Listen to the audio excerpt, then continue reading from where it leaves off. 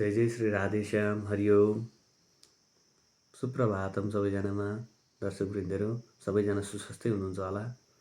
अनि आज म हजुरहरूलाई के सुनाउँ त भन्दा गीताको एकदमै ज्ञानवर्धक श्लोक छ भक्ति योगमा, त्यो हजुरहरूलाई म सुनाएर त्यसको यथाशक्ति जाने जति व्याख्या पनि गर्नेछु। भगवानले भन्नुहुन्छ, जब अर्जुनलाई बुझाउँदै हुनुहुन्छ त्यतिखेर भक्ति कसरी गर्ने सिकाउँदै जाँदाको क्रममा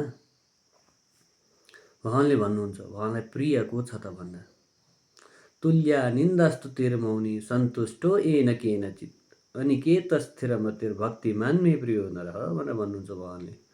अर्थात् तुल्य निन्दा, जसलाई निन्दा गर्दा पनि फरक छैन होइन, जसलाई बढी बढाइ गर्दा जय जयकार गर्दा पनि केही फरकै पर्दैन, ऊ हर्षित हुँदैन क्या कसैले जय जयकार गर्दा, र कसैले तुल्य गर्दा उसले मन पनि दुखाउँदैन।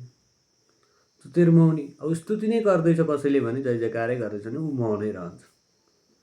सन्तुष्टो येन केनचित्, सबै थोकमा ऊ सन्तुष्ट नै रहन्छ। येन केन, जो पनि जे कुरामा पनि ऊ सन्तुष्ट रहन्छ। अनि अनिकेत भनेको कुरा चाहिँ जो संसारिक माया मोह त्यागेर भक्ति गर्नमा लाग्दछ, मन स्थिर बनाउँछ, स्थिरमतिर मतिलाई स्थिर राख्दछ भने भक्तिमान मे प्रियो नरः भन्नुहुन्छ उहाँले। त्यो भक्त चाहिँ मेरो एकदमै प्रिय नर हो भनेर यसरी बुझाउनुहुन्छ। धन्यवाद।